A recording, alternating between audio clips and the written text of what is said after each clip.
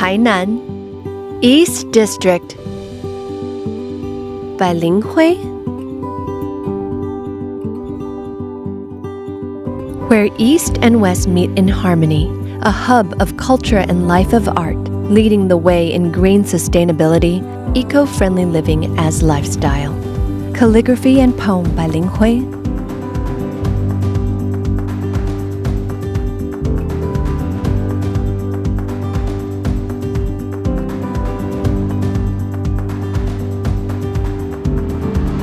Hello everyone, I'm Taiwanese South African, a mixed heritage guy, Kenna. Welcome to Tainan City's East District. Ever since the Qing Dynasty, this has been a place where Eastern and Western cultures have met and interacted in an important way. There are many Western-style historic sites here, and just around the corner you'll find parks and green spaces, along with modern city streets. Doesn't that sound incredibly appealing? And I heard that this year online there was a public vote asking people in Tainan which district they most want to live in. And this year's #1 choice was the East District. Doesn't that make you really eager to explore this place properly? Come along and look forward to it with me. Many people say the East District is a very refined and elegant area. It has a rich and diverse urban character, historic sites, lush trees, school campuses, and art.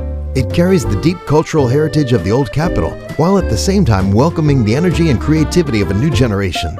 And my journey begins at the East Gate. This city gate, in the hearts of many East District residents, is not just a landmark, but also symbolizes the important memories and identity of this land.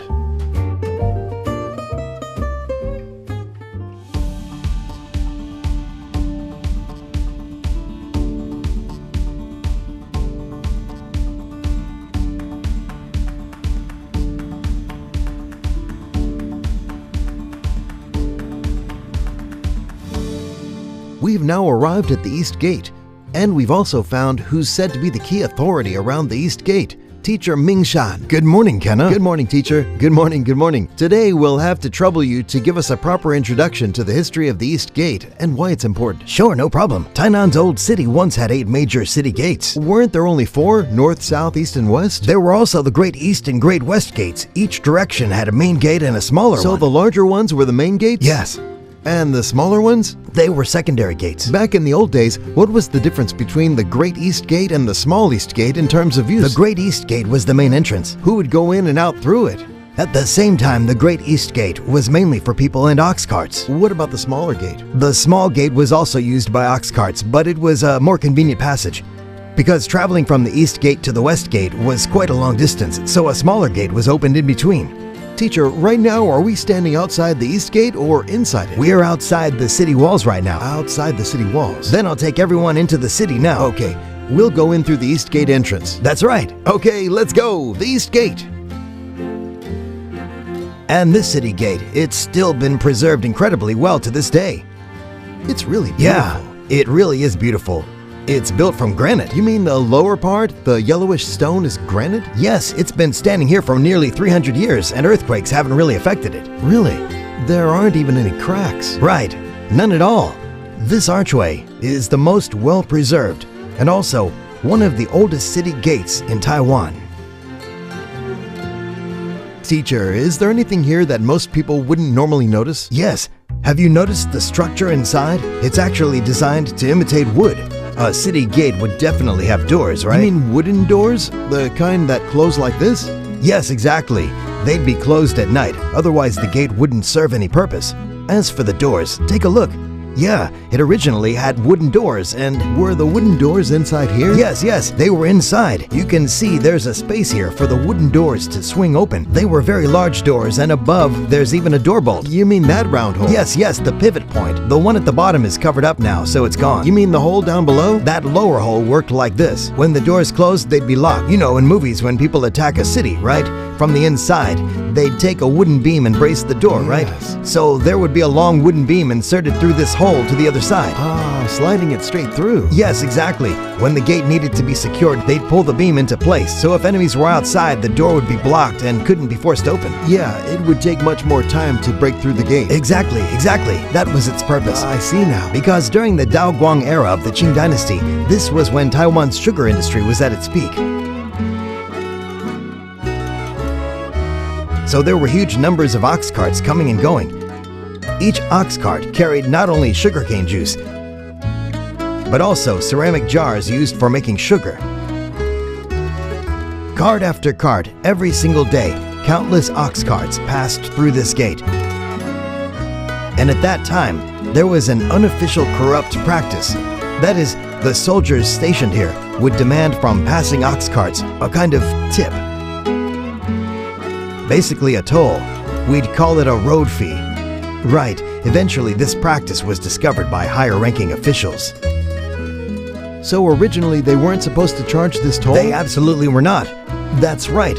Now, if you look at the width of the gate, it's just wide enough for an ox cart. Ox carts were about that wide? Yes, that's how wide an ox cart was, just enough to pass through. So when they came through, you'd see really long lines, ox carts queued up endlessly, right? And every single one was charged. So that ox sculpture outside, that's what it represents? It symbolizes the ox carts. They were all forced to pay protection money.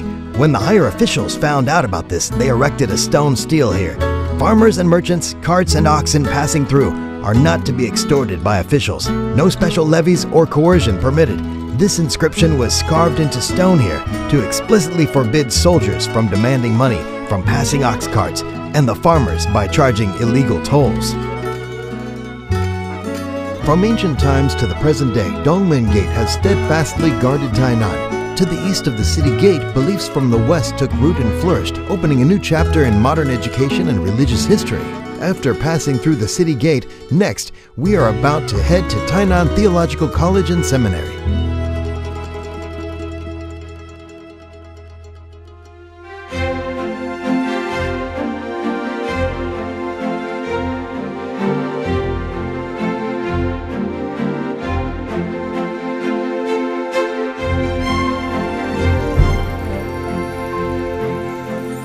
We've now arrived at Tainan Theological College and Seminary. This place features a stunning and beautiful architectural exterior. It's so beautiful that even Taiwanese TV dramas have come here to film on location. And beyond its beauty, it also holds great significance in Taiwan's religious history. That makes me really look forward to the tour ahead. Let's go take a look.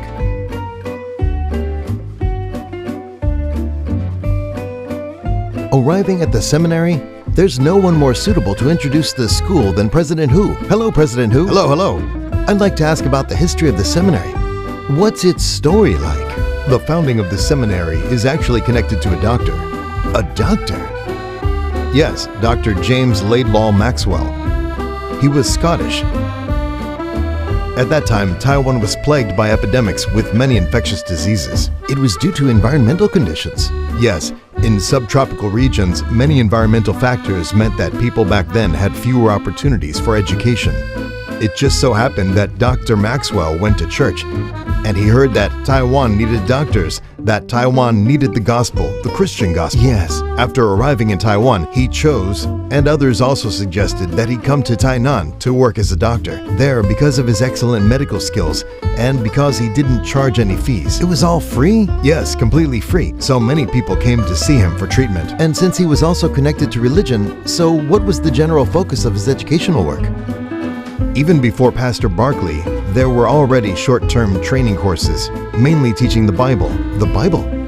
They also taught some humanities courses. Humanities courses?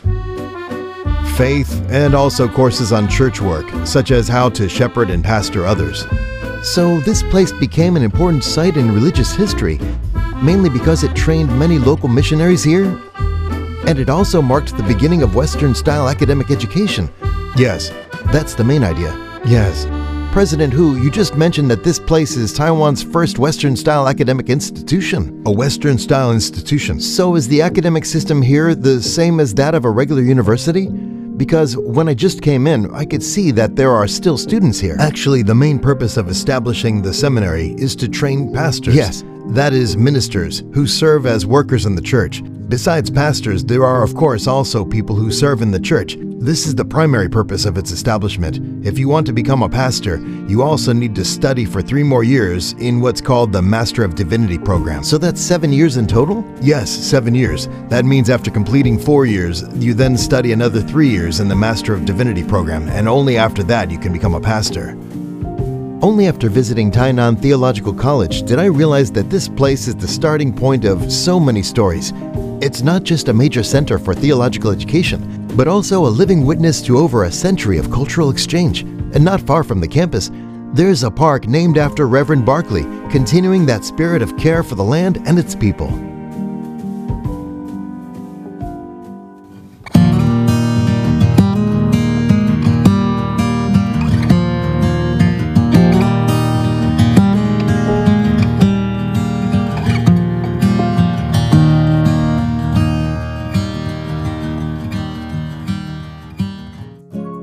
We've now arrived at Barclay Memorial Park, and we've invited someone who knows this park very well to give us a proper introduction. Let's welcome Village Chief Lee. Hello, Chief Lee. Hello. I heard that this park actually has a pretty remarkable story behind it, and that you played a big part in it. So, roughly speaking, what kind of story is it? Could you share it with us?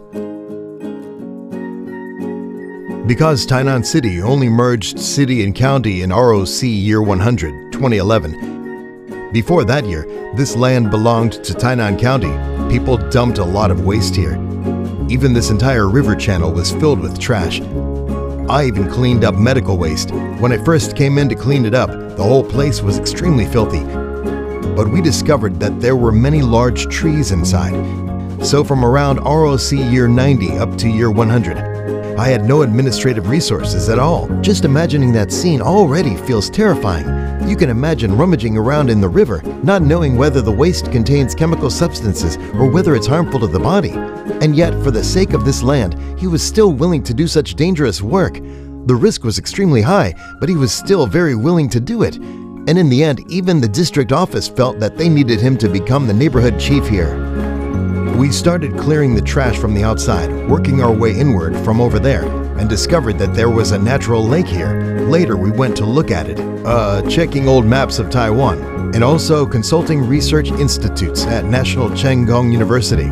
They told us that Dream Lake used to be much larger. Based on the scale shown on the old maps, it stretched over more than 1 kilometer, making it a very large lake in length and about 150 meters wide. Dream Lake. They told us feeding is prohibited here, no fishing and no feeding fish. In other words, the entire ecosystem is completely natural, a lake formed entirely by nature, right there. And I asked them, do people usually come here to feed the fish? They said there's no need. There's already plenty of food in the lake. Later, they took us to the walking trail, and we walked along it. That section of the trail is designated wilderness area, and it has to be kept wild because there are fireflies here, as well as many different kinds of animals and insects living inside. So they keep it in a wild, untouched state, where people are not allowed to go in and interfere, so the ecosystem can be preserved.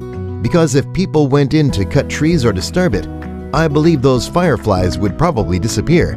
They also built the trail, and wow, inside that trail there are so many people walking, strolling and jogging. It's very comfortable.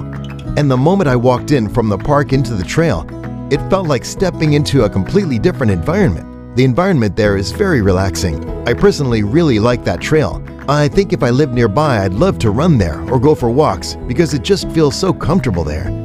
Village Chief, you just mentioned that you're already in your 70s this year. 72 years old. 72? At 49 or 50, I came here to start cleaning this place. How old were you when you became Village Chief? I became Village Chief at 51. 51? Been doing this for over 20 years now. Haven't you ever thought about retiring? I want to retire, but the people won't let me. Walking through Barclay Memorial Park, I know this kind of beauty didn't happen by accident. It's the result of many people's selfless dedication, built with care and commitment. This place is more than just greenery in the city. It's also a place that allows people to recharge and feel renewed. Just think about it. Even a wasteland once piled with trash can transform into a paradise like this. So what is there that we couldn't achieve if we truly tried? Next, at dusk, I'm taking you to a century-old historic site, the former Tainan Magistrate residence, to begin a truly romantic experience.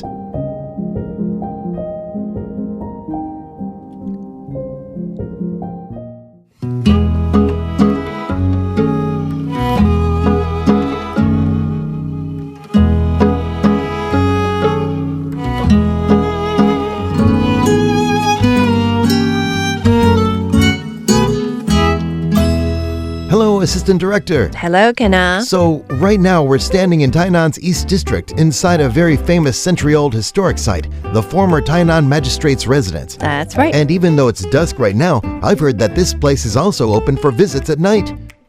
We're open till 8 p.m. Until 8 p.m.? Yes, Why do you stay open until 8 p.m.? because this building's exterior is extremely beautiful, and in the evening, around dusk, you start to turn on the exterior lights. As a result, many people come here specifically to take pictures of the night scenery. That makes me really excited. I can't wait to see what it looks like outside right now. And I've heard that besides just visiting with your eyes, there are also some very special features worth introducing. Yes, here you can even experience the very same Taiwanese cuisine that Crown Prince Hirohito ate during his visit to Taiwan 100 years ago. This is really quite different from the usual historic sites we visit. Yeah, we recreated that menu. Wow, that sounds amazing. Let's go up and take a look. Sure, great. We're walking up the stairs now, and along the staircase, there are displays introducing the historic site with some historical information you can read. These people were members of the royal family at the time. Yes, the governor. This was the governor who came to Taiwan back then. As I walk up here, not only can I smell the wonderful aroma of cypress wood, but these stairs really feel like they're old, yet still very solid and sturdy. So these stairs are original to the building? They are. These stairs are over 120 years old, and this is one that was here when the building was first constructed. This very staircase. So this is part of the original structure? Yes, So the cypress scent I'm smelling must really be the natural smell of the wood itself. pure cypress wood. Assistant Lin, these ceramic pieces you have on display here are all absolutely beautiful. Are these for sale? Yes, they are. This was done to commemorate Emperor Showa, who visited Taiwan 100 years ago. So we imported them from Japan, ceramics from the Showa era, spanning the past 100 years, including ceramic works from all over Japan. Well, tableware fired in kilns from different regions. So all of these are from Japan? They're imported. Wow, Different clay materials from different regions. that's right. Each place has its own characteristics, so the finished piece all turn out differently. So, besides the beautiful ceramics here, the building itself, just look at the ceiling. It's so beautiful. Yeah, those patterns are also from when this building was first constructed, original decorative designs that have been preserved.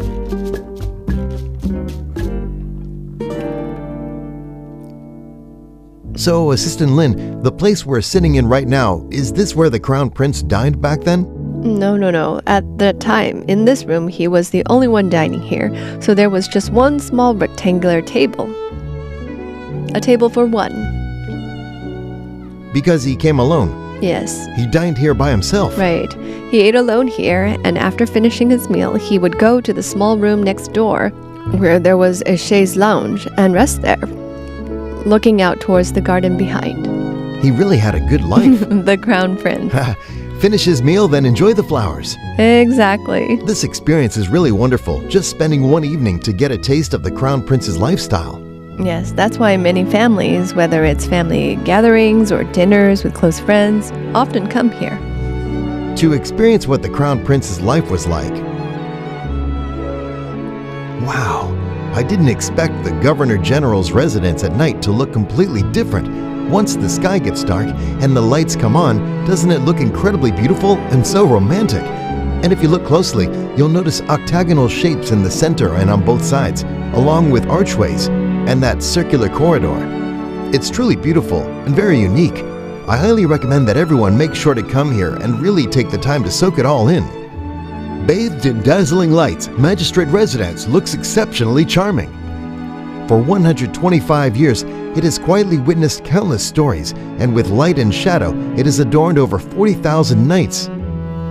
And tonight, I'm fortunate to stand before this century-old building and enjoy a moment all to myself. Next, we're heading to the nearby Xizhuwei Hill Cultural and Creative Park to step into a space where style and art intertwine in captivating ways.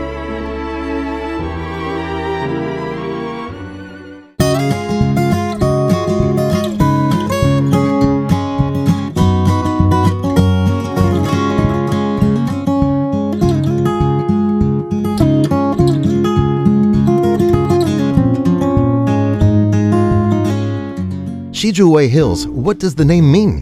During the Qing dynasty, this area was called Xizhuwei Street. And since we're actually on a small hilltop here, the terrain is higher. So Cho refers to the elevation. Exactly. Cho means hill. So put it together and you get Xizhuwei Hills. This name is actually quite interesting. It was built during the Japanese colonial period, and at the time, it served as an official residence for the high-ranking officers. So originally it was official housing? Yes. There was a position where the director would live here, and there were spaces for hosting guests. Listening to you, it sounds like there's a lot worth seeing inside. Exactly. The Western-style building was primarily used for receiving and entertaining guests.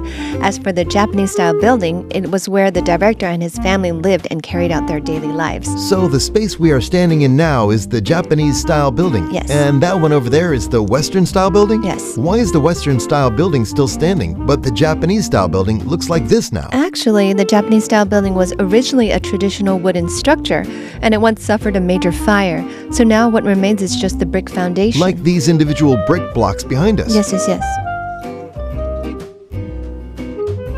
We are now standing in front of these two buildings, which were originally staff dormitories, right? Yes, they used to be dormitories for the teachers of Tainan First Senior High School. So no one lives here anymore? Correct. No. Now it's purely used for some branded stores and creators' studios. This wall is so cute. It's all cats. What is this? Does it have any special meaning? This was created through a collaboration between us and the park and the Cultural Affairs Bureau. They invited an artist to come to our park and design this mural on the wall, and it also features many things on it. This looks pretty new, right? Was it painted recently? No, it's actually been here for a while, and what's shown on it are actually some of Taiwan's, more specifically Tainan's, iconic local shops. Yes, and some from earlier times we can see, like tobacco and wheat depots, depicting a more vintage style. Teacher Karen. Hello, Teacher Karen. Hello. I just came from walking around downstairs with Pinshun, and now coming up here, it feels like I've stepped into a completely different world. And now in front of me, this is a very traditional loom, right? Yes, exactly. So today we get to come to this park and visit your studio and have the chance to experience this traditional weaving? That's right, and it's very simple. In just about 30 minutes, you can finish a small piece. 30 minutes to complete? Do you need any talent for this? No. No talent needed? Yes, exactly. Because there's a teacher here to guide you. Or else we just hand you a stick. Just kidding. This is a type of loom from a very, very long time ago. A kind of weaving machine. Actually, this one has already been improved. This is a modified version? Yes. If we go even more traditional, it would be a body loom, where you would use your body to support the loom. You basically turn your body into part of the loom itself. The thread runs from your feet all the way up to your waist. You use your feet to keep it stretched. Yes, exactly. People back then must have had great abs. It sure seems that way. I'm pretty sure that nowadays there aren't many people who still use this kind of method to weave fabric. But as the teacher just mentioned, the basic concept of weaving is still the same today. One way is looping stitches together, linking them into loops, like the sweaters we usually wear. And another way, like my t-shirt or the t-shirts you're wearing right now, uses this same principle of taking individual threads and through this process, turning them into a piece of fabric. But when you use this kind of loom, you really get a stronger, more hands-on feeling. You can actually see it happening. And even more than that, you're personally creating the fabric yourself. It makes me understand fabric much better now. If I look at it with a magnifying glass, I think, oh, now I get it. It's finished. Coaster? This should count as a coaster, right? It can be used in lots of ways. You can also use it as a snack mat, but we still have a final step to go. Just one more thing? What's missing? You can put your piece down first. And over here, there's a small stamp. Stamp it? That's right. Stamp your handprint. Okay, right on this little piece of cloth? Exactly. All right, now it's yours, marked by you. Yep. So that means it's finished? It is. Autumn colors. Yes. Yeah, this is really great. It feels so nice. Right, and if you look closely, you can see textures. This kind of texture can't be replicated. It's completely one of a kind. Exactly. There's only this one. Even if you use the same yarn, you could never weave the same pattern again. And the beginning parts, where it's tied a bit loosely, are unique too. That's right. And right here it's obvious, this is a beginner's work. It was pulled too tight. Even though the teacher said to keep it loose, the teacher fixed it perfectly. Really? Yes. All right, thank you. Time spent at Xizhuwei Hill feels like a gentle stroll where you can sense through historic buildings the textures left behind by the past and browse the works of local artists, seeing how imagination takes shape in reality. And experiencing weaving with your own hands adds an extra layer to this journey. A tactile memory that's uniquely your own.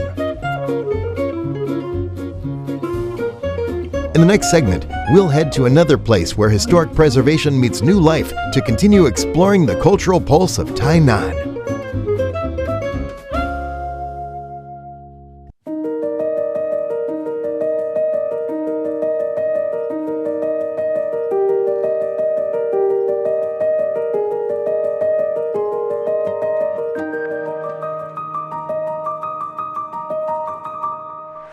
We've now arrived at the Tainan Cultural and Creative Industries Park, a place bursting with creative energy. Here you'll often find cultural and creative exhibitions, arts, and cultural events, a space where many designers and artists come together to exchange ideas. Of course, for the general public, you can also come here anytime to grab a coffee and take a stroll, or join hands-on craft workshops to add a little more creativity to everyday life and enjoy a slower, more relaxed pace. And aren't the buildings here absolutely beautiful? I personally love the color palette used here. This place was originally the Tainan branch office of the Taiwan Governor General's Monopoly Bureau. After renovation, it became the Tainan Cultural and Creative Industries Park, transforming what was once a solemn historic site into a truly stunning space. The red brick buildings against the blue sky have become, in my mind, one of the most vivid images of Tainan. Some say this park is the best symbol of how old and new blend in Tainan. And my next stop is also a place where the past and present meet and spark something new. There, old furniture is no longer just a memory, but reappears in a fresh new form, showcasing the beauty of craftsmanship once again.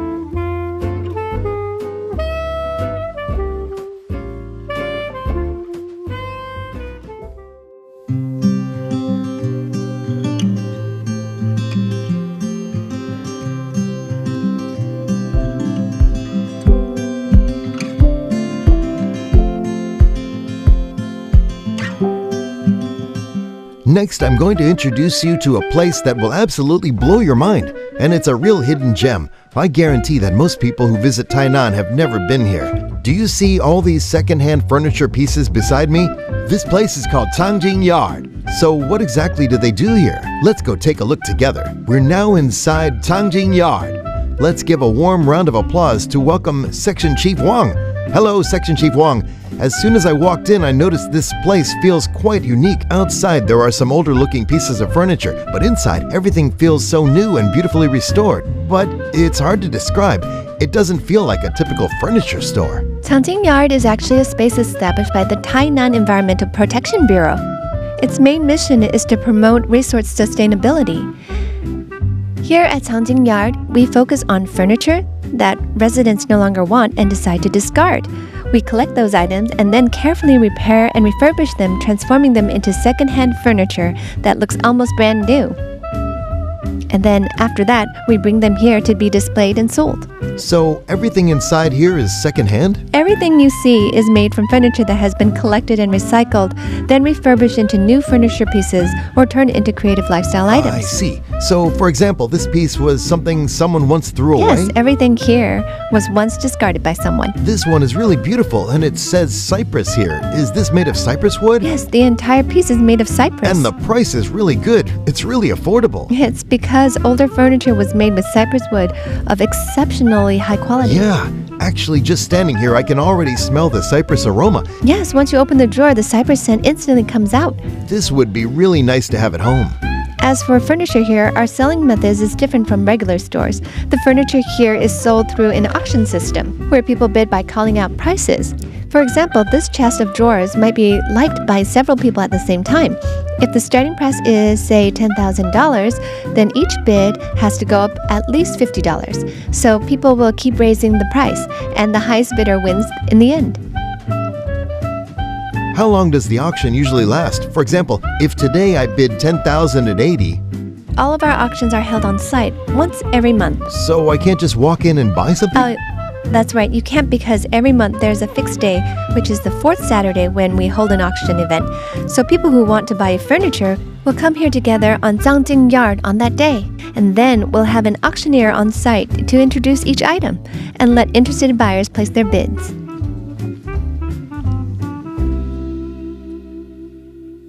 So this area is set up as a simulation of what people's rooms looked like in the past? Yes, it shows what rooms looked like back then. So there would be a bed, and if the family had children, there would also be a crib.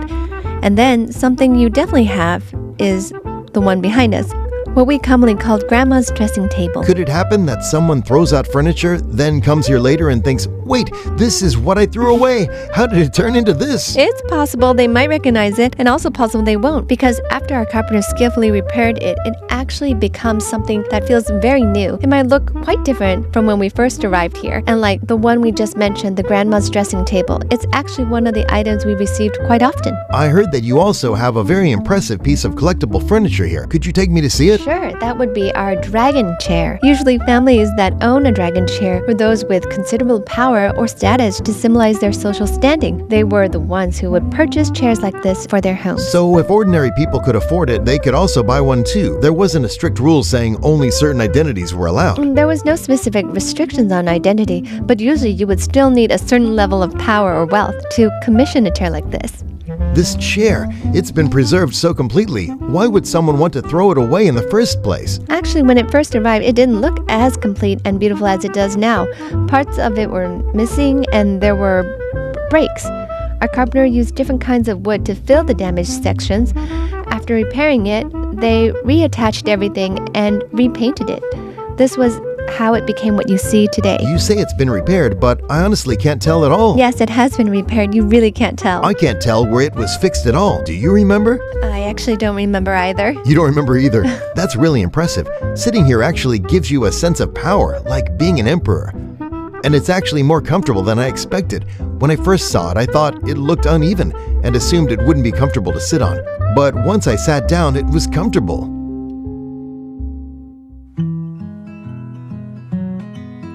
The craftsmen at Cang Jin Yard use time and skill to mend the scars of old furniture. Furniture that was once discarded seems to be given a second life. And not far from here, there's another place that soothes the soul. At this dessert cafe, you can get up close with adorable capybaras and interact with them at zero distance.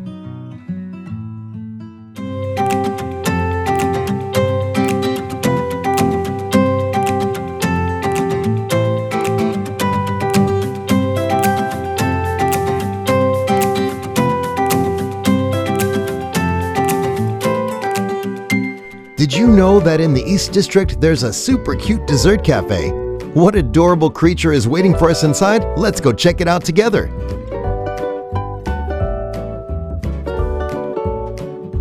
So have you guessed it?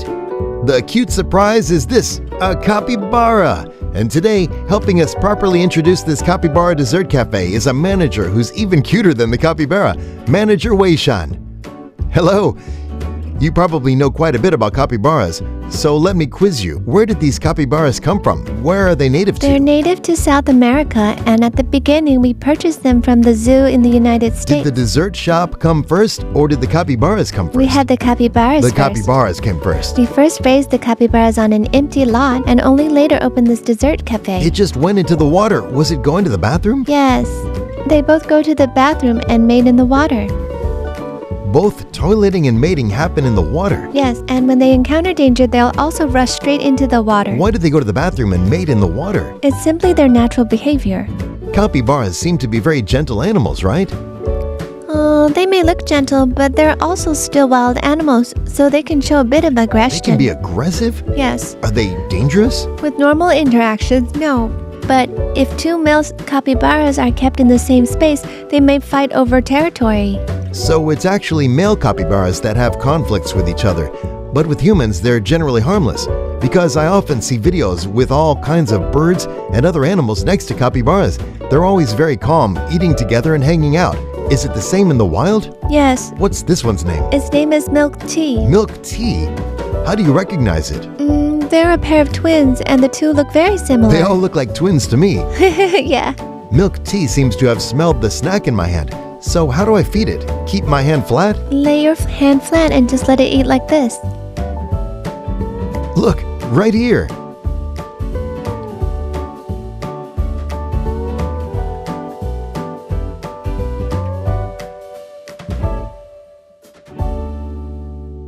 I was having so much fun playing with the capybaras that I almost forgot this is a dessert shop.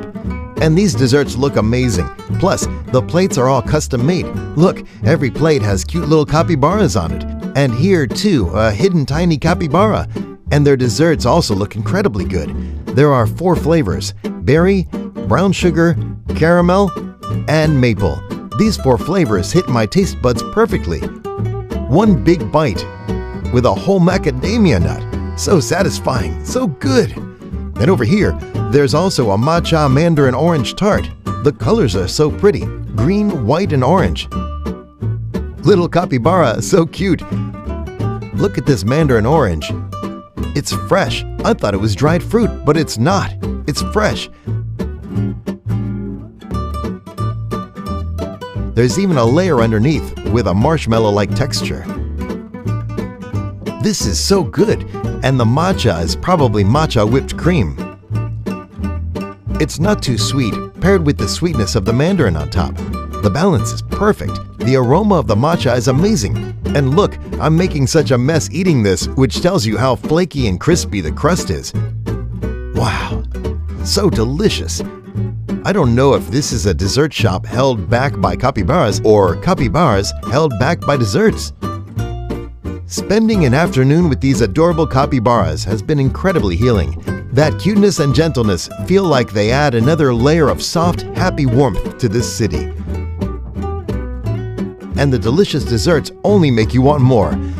So next, I'm heading to the famous Dadong night market to continue my food adventure.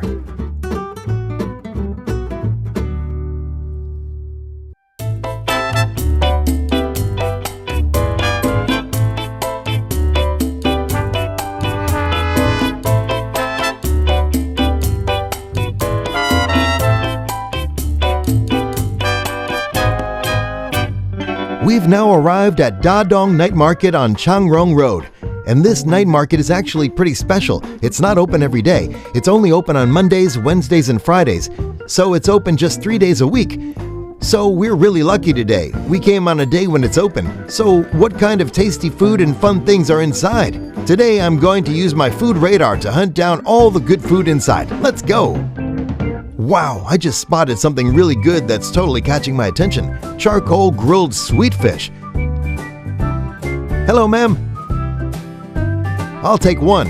Female? You can tell male from female? The female has roe, which is more flavorful. I'll take the female then. And I also want the fried century egg. Sweet fish and fried century egg. Sounds good. This looks really promising. I'll order the century egg. My sweet fish and my fried century egg are in my hands. Just a little extra info. Sweet fish aren't picky just about water quality. They're also picky about the temperature. So they're usually farmed in the mountains where the water is around 6 degrees Celsius. In the past, sweet fish in Taiwan were all imported from Japan. Because the Japanese ones were pricier, they were also called fish of wealth. So I feel like eating this at the night market is an absolute must. You can eat the whole sweet fish. I picked a female, so it should have roe inside. Wow, the fish, thank you, full of roe. This is seriously so good. Fish you can usually eat whole are usually smelt. Smelt and sweet fish are really quite different. After eating the roe, I ate the century egg, Sichuan style, spicy and numbing Sichuan style. The fried century egg with that spicy numbing sauce, delicious, highly recommended. Right now I'm packed with protein. This kind of meal is perfect. I just found another one, something you don't usually see in northern Taiwan. Tooth-shaped baowan, Taiwanese meatball. What exactly is a tooth-shaped baowan? Is it these small individual ones? Yes, exactly. Why is it called tooth-shaped? Because the shape looks like a tooth. And it just happens that if your mouth is big, you can eat it in one bite? One bite? A meatball you can eat in a single bite. I want to try it. First time trying a tooth-shaped baowan. Yes, this is good. I usually prefer the fried version, but that's because I think the steamed skin isn't as chewy, but this one's skin is really chewy. Perfect! My food radar so far is spot on every time. Do you know, when you come to Tainan, there's a common problem. It's a problem of choice. A single drink shop sells so many drinks. What should you do? Boss, which one do you recommend the most? This one. What's this? Brown sugar boba milk. Brown sugar boba fresh milk. Give it a shake.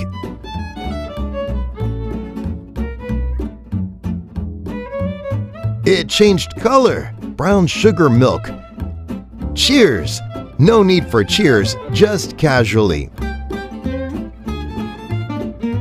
Perfect! So good. And your boba is cooked perfectly. It's so chewy. Usually, brown sugar pearls after cooking are soft and mushy. The texture isn't that great, but these are chewy, and when you eat them, they still have a nice springiness. And the black sugar is nicely mellowed by the milk. It's delicious, right? Delicious, not too sweet, just perfect. Really, amazing recommendation, boss. You picked it perfectly. At the night market, it's not just about tasty food or delicious drinks. You also have to find fun things to do. Go! Class dismissed, everyone. My drink. At Dadong Night Market, with food and games, it really makes you forget the time for a while. After playing to your heart's content, next time switching to a different scene. Stepping into a unique park filled with military elements.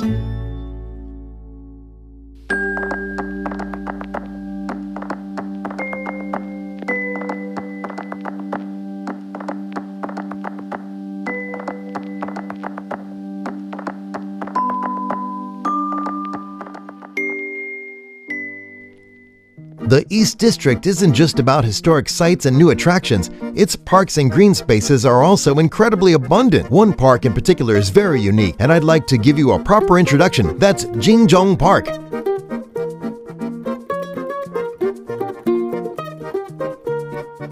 Reporting, Sergeant.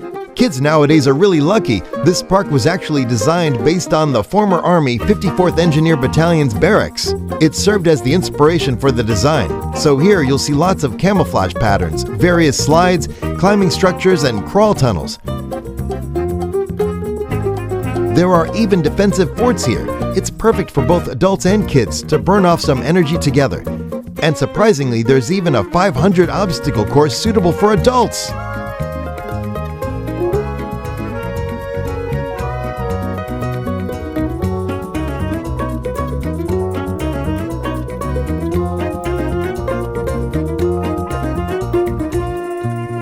The East District has truly given me one surprise after another. No wonder locals voted it as the most livable district. Although I don't have kids yet, the design of Jingzhong Park is really appealing.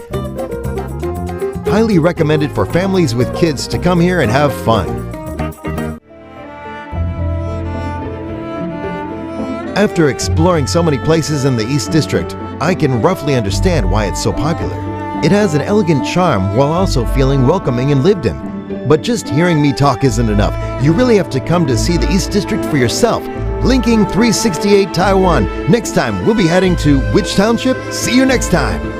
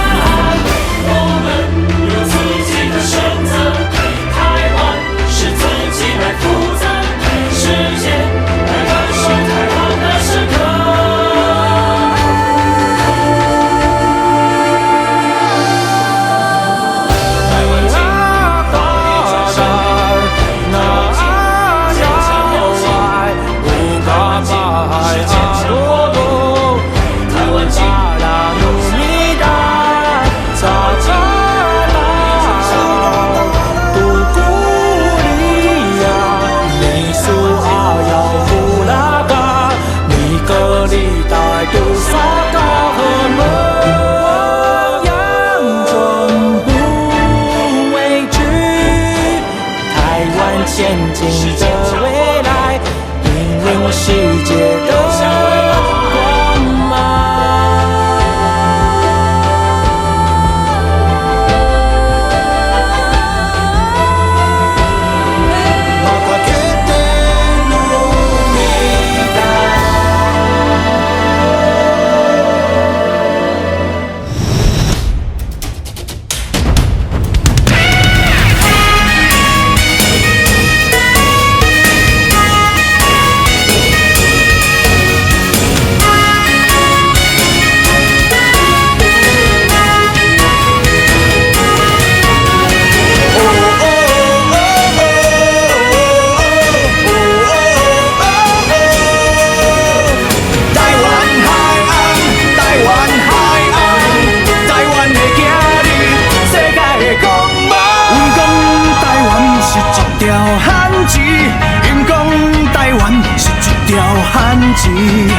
路途西经，充满生命力，我的决心让代代延绵。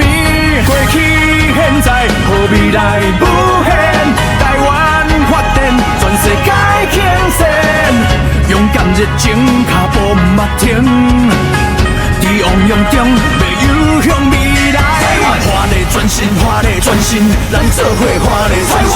遗憾之夜，心手相连下，拼出一片台湾。坚强勇气，坚强勇气，咱斗阵坚强勇气。成为一伙坚强有活力的台湾，台湾。